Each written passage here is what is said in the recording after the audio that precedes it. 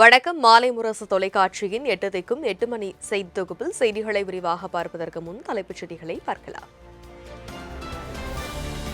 சென்னையில் பெட்ரோல் விலை லிட்டருக்கு 82 காசுகள் உயர்ந்து ₹105.31 காசுகளுக்கு விற்பனை.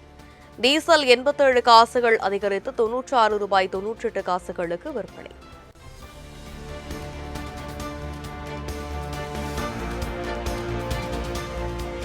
கடந்த 10 நாட்களில் மட்டும் பெட்ரோல் டீசல் விலை 3வது முறையாக உயர்வு. மேற்காசிய போர் சூழல் மற்றும் எரிபொருள் தட்டுப்பாடு அதிகரித்து வருவதால் எண்ணெய் நிறுவனங்கள் நடவடிக்கை.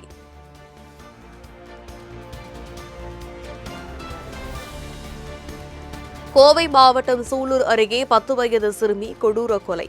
சிறுமியின் உடலை குளக்கரை ஓரத்தில் வீசி சென்ற கொடூரம்.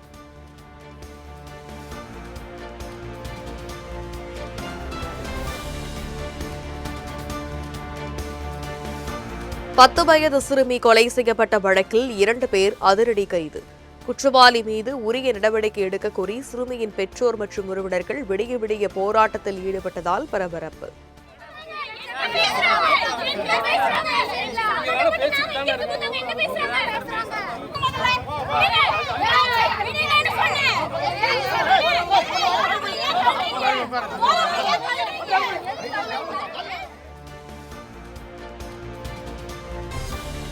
திமுக ஆட்சியில் நிலவிய அதே பெண்கள் குழந்தைகளின் பாதுகாப்பற்ற சூழல் தொடர்வது கவலை அளிக்கிறது.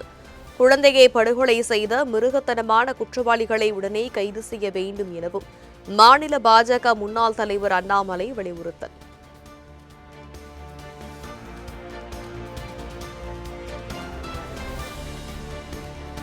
நீலகிரி, ஈரோடு, சேலம், தருமபுரி, கிருஷ்ணகிரி உள்ளிட்ட 10 மாவட்டங்களில் இன்று கனமழைக்கு வாய்ப்பு. சென்னை வானிலை ஆய்வு மையம் கணிப்பு.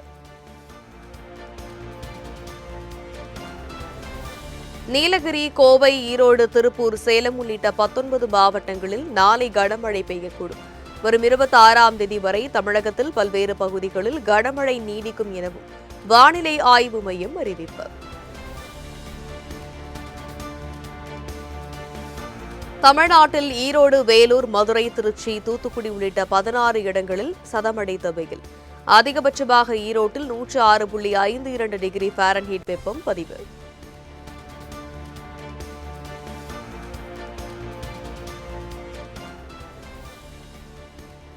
தமிழ்நாட்டில் பல்வேறு சுங்கச்சாவடிகளில் புதிய கட்டட உயர்வு இன்று முதல் அமல். கார், ஜீப், வணிக பயன்பாட்டு வாகனங்கள் மற்றும் கனரக வாகனங்கள் என அனைத்து தரப்பு வாகனங்களுக்கும் இந்த கட்டட உயர்வு பொருந்தும் எனவும் அறிவிப்பு.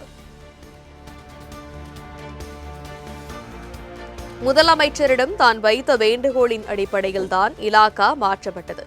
துறை மாற்றம் குறித்து அமைச்சர் செங்கோட்டையன் விளக்கம். பொறுத்தவரையிலும் மக்களோடு மக்களாக இருந்து அந்த பணிகளை ஆற்ற வேண்டும் என்று நான் விரும்புகிறேன். ஆகவேதான் நிதித்துறையிலே பொறுத்தவரையிலும் உங்களுக்கு தெரியும், என்னுடைய பணிகள் முழுமையாக சென்னையில் இருந்து ஆற்ற வேண்டிய சூழல் ஏற்படும். ஆனால் மக்கள் பணி என்பது வருவாய்த்துறையின் மூலமாக எல்லா நலத்திட்டங்களையும் உருவாக்க முடியும் என்பதுதான் என்னுடைய நிலையில். பொறுப்பேற்றவுடனேயே முதலமைச்சரிடத்தில் நான் அந்த வேண்டுகோளை வைத்திருக்கிறேன்.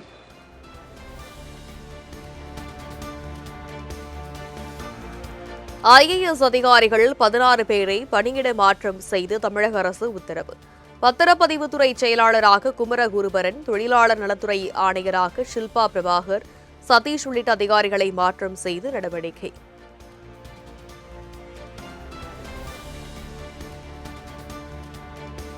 தமிழ்நாட்டில் 6 IPS அதிகாரிகள் பணியிட மாற்றம் செய்து தமிழ்நாடு அரசு உத்தரவு. திருச்சி எஸ்பியாக டோங்க்ரே பிரவீன் உமேஷ், தென்காசி மாவட்ட எஸ்பியாக அசோக்குமார், மகளிருக்கு எதிரான குற்றப்பிரிவு எஸ்பியாக வி ஷியாமலாதேவி உள்ளிட்டோர் நியமனம்.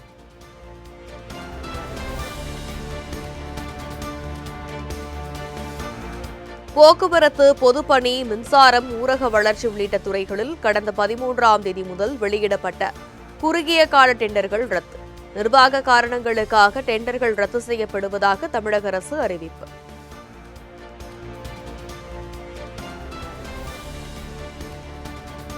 தமிழ்நாடு நகர்ப்புற வாழ்விட மேம்பாட்டு வாரிய தலைவராக கூப கிருஷ்ணன் நியமனம்.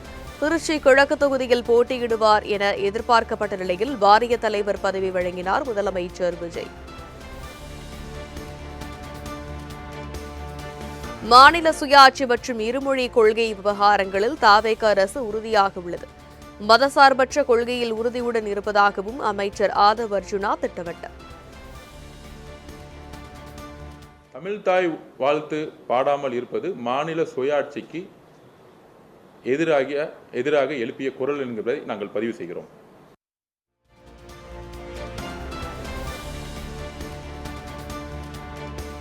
தவேக அரசின் அமைச்சரவையில் இடம் கேட்கவில்லை என முன்னாள் அமைச்சர் SP வேலுமணி விளக்கம்.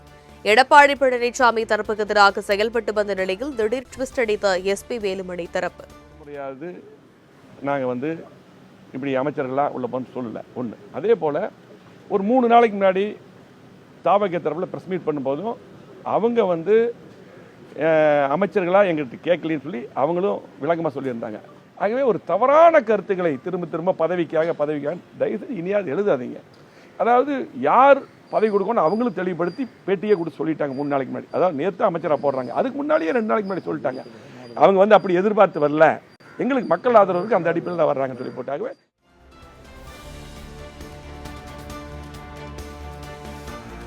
திருவள்ளூர் மாவட்டத்தில் பல்வேறு பகுதிகளில் மின்சாரம் இல்லை என கூறி பொதுமக்கள் சாலை மறியல். திருத்தணி நகராட்சி குமாரகுப்பம் பகுதியில் தொடர் மின்வெட்டை கண்டித்து போராட்டத்தில் குதித்த பொதுமக்கள்.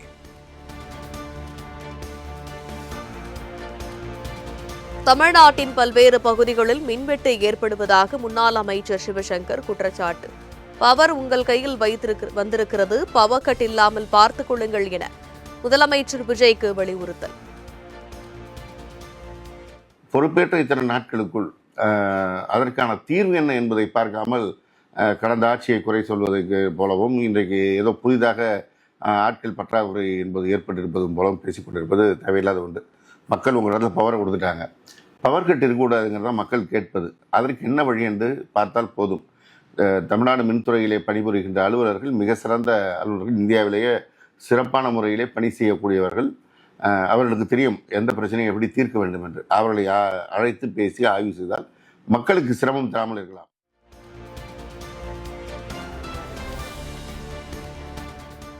பொதுமக்கள் இனி மின்வெட்டு காரணமாக அவதிப்படாத வகையில் நிரந்தர தீர்வை ஏற்படுத்துவது அரசின் கடமையாகும். முதலமைச்சர் விஜய்க்கு தேமுதிக பொதுச் செயலாளர் பிரேமலதா வலியுறுத்தல்.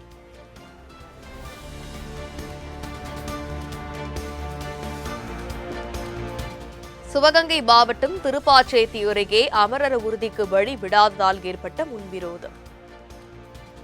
முன்னாள் ஊராட்சி மன்ற தலைவியின் கணவரை அரிவாளால் வெட்டிய 5 பேர் கொண்ட கும்பல்.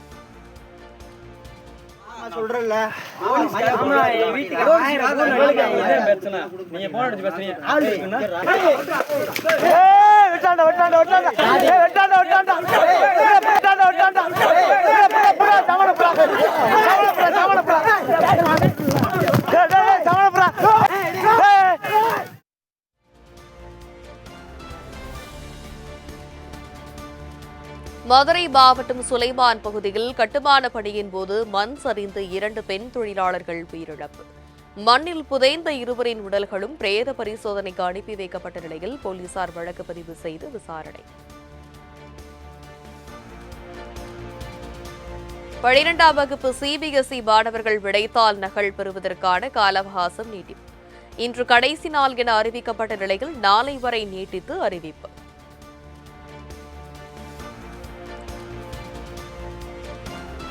கால்நடை மருத்துவ படிப்புகளுக்கு வரும் 25ஆம் தேதி முதல் இணையதளத்தில் விண்ணப்பிக்கலாம். ஜூன் 17ஆம் தேதி மாலை 5 மணி வரை விண்ணப்பிக்கலாம். கால அவகாசம் எனவும் கால்நடை மருத்துவ அறிவியல் பல்கலைக்கழகம் அறிவிப்பு.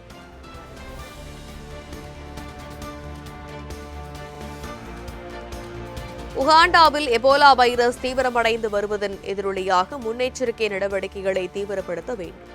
வெளிநாடுகளில் இருந்து வரும் பயணிகளுக்கு வெப்ப பரிசோதனை கட்டாயமாக்கப்பட வேண்டும் என்றும் மாநில அரசுகளுக்கு மத்திய அரசு அறிவுறுத்தல். மேற்கு ஆசியாவாக இருந்தாலும் சரி, யுக்ரைனாக இருந்தாலும் மோதலை முடிவுக்கு கொண்டுவர இந்தியா எப்போதும் ஆதரவளிக்கும். டெல்லியில் நடைபெற்ற சைப்ரஸ் அதிபர் கிறிஸ்டோடுலைட்டில் உடனான சந்திப்பின் போது பிரதமர் மோடி திட்டவட்டம்.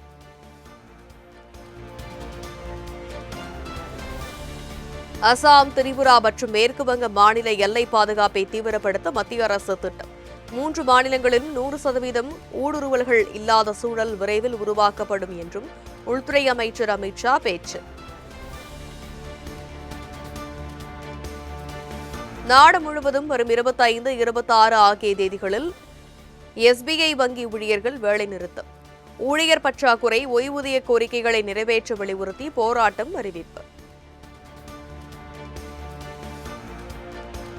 மேற்கு வங்க சட்டமன்ற தேர்தல் பிரச்சாரத்தின் போது பிரதமர் மோடிக்கு காரப்பொரி வழங்கிய கடைக்காரருக்கு கொலை மிரட்டல். பாகிஸ்தான் மற்றும் வங்கதேசத்திலிருந்து கொலை மிரட்டல் வந்ததை அடுத்து காவல்துறையினர் தீவிர விசாரணை.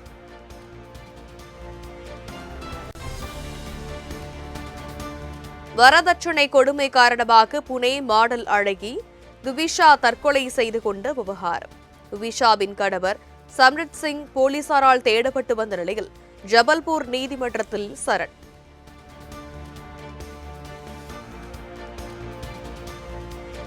பெற்றோர் இருவரும் IAS அதிகாரிகளாக இருக்கும் பட்சத்தில் அவர்களின் பிள்ளைகளுக்கு இடஒதுக்கீடு தேவையா?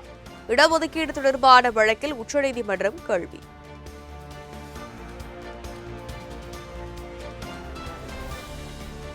உலக அளவில் தீவிரவாதத்தை ஊக்குவிக்கும் நாடுகளில் முதலிடத்தை பிடித்துள்ளது ஈரான். இனி ஒருபோதும் அவர்களிடம் அணு ஆயுதம் என்பது இருக்காது என்றும் அமெரிக்க அதிபர் ட்ரம்ப் திட்டவட்டம்.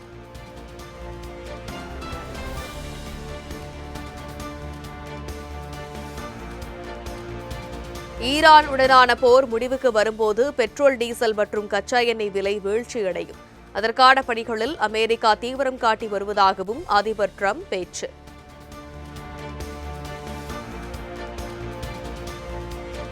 IPL கிரிக்கெட் தொடரில் சன்ரைசர்ஸ் ஹைதராபாத் அணி அபார வெற்றி. 55 ரன்கள் வித்தியாசத்தில் பெங்களூரு அணியை வீழ்த்தி அசத்தல்.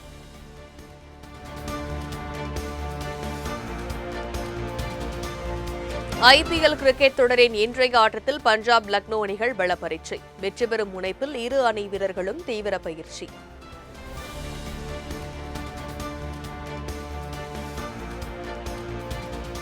இந்திய அணியின் ஆல்ரவுண்டர் விஜய் சங்கர் சர்வதேச, உள்ளூர் உட்பட அனைத்து விதமான கிரிக்கெட் போட்டிகளில் இருந்தும் ஓய்வு பெறுவதாக அறிவிப்பு. தமிழ்நாட்டைச் சேர்ந்த விஜய் சங்கர் இந்திய அணிக்காக 12 ஒருநாள், 9 T20 மற்றும் 78 IPL போட்டிகளில் விளையாடி உள்ளார்.